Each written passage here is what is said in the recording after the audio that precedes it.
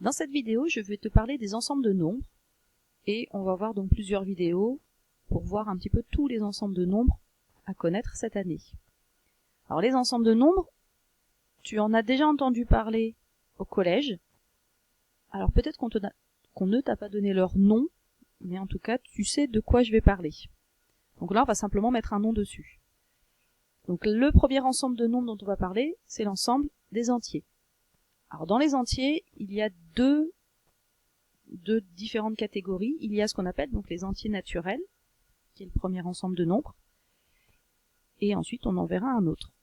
Donc les entiers naturels, on a pour définition que ce sont les nombres qui servent à dénombrer des individus, autrement dit qui servent à compter des gens. Par exemple, 1, je peux dire, ah tiens, il y a une personne dans ce groupe-là. 2, ah non, ils sont 5 dans ce groupe, ou plutôt 27. 0, est-ce que ça en est un? Bah oui, ça sert à compter, il y a personne dans le groupe, il y en a 0. Et par exemple, 1 250 000, tout ça, ce sont des entiers naturels. On dit que leur ensemble est noté grand N, c'est ça la nouveauté pour toi, grand N. Grand N, je te montre comment on l'écrit à la main. En fait, c'est pas un N tout bêtement, c'est pas un N comme ça, hein. C'est en fait un N, c'est pas très joli, hein.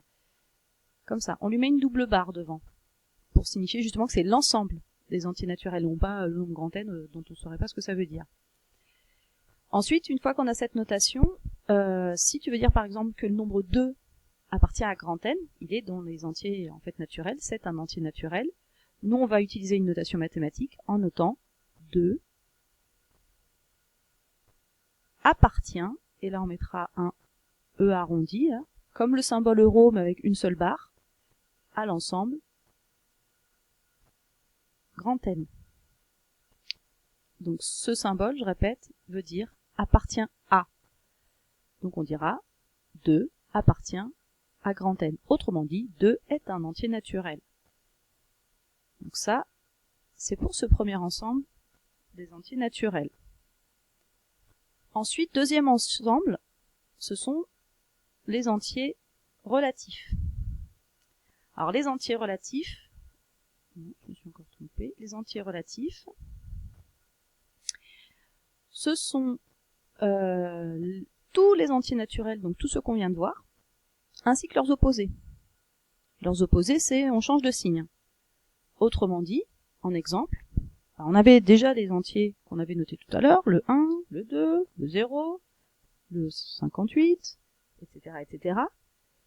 Et tous leurs opposés. Par exemple, moins 3, moins 12, moins 1 752 000, etc., etc.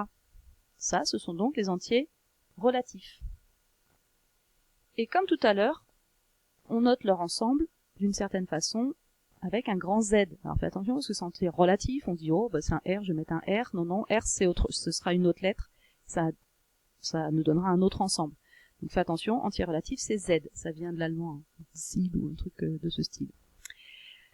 Au niveau de la notation, quand tu l'écris sur ta feuille, le Z, comme tout à l'heure, c'est pas le Z comme ça. En fait, c'est un Z où on rajoute une double barre ici. D'accord? En fait, quand tu l'écris, moi j'écris comme ça. C'est pas très joli, hein, faut dire. Et même chose que tout à l'heure, pour dire qu'un nombre est un entier relatif, par exemple, moins 5, on écrira moins 5 appartient, toujours avec le même symbole, appartient à Z. Et pour dire qu'un nombre n'appartient pas à Z, par exemple 0,1, est-ce que ça appartient à grand Z? Bah non, puisque ça me compte pas un nombre d'individus, et c'est pas un opposé d'un nombre qui compte un individu. Autrement dit, j'écrirais 0,1 n'appartient pas à grand Z.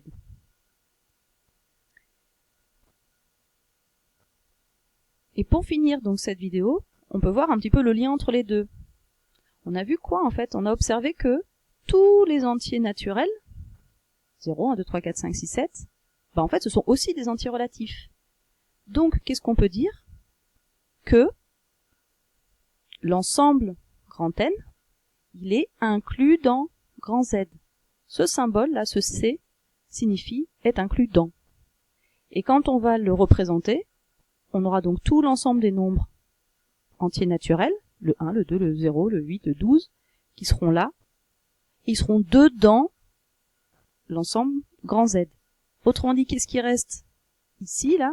Tout ce qui est dans le rouge, mais pas dans le bleu. Bah, par exemple, justement, moins 3, il est ici. 5, il est ici. Moins 5, pardon, il est ici. 5, justement, il est dans N. Et en même temps dans Z. Donc voilà, un début de représentation au niveau de nos entiers naturels et entiers relatifs.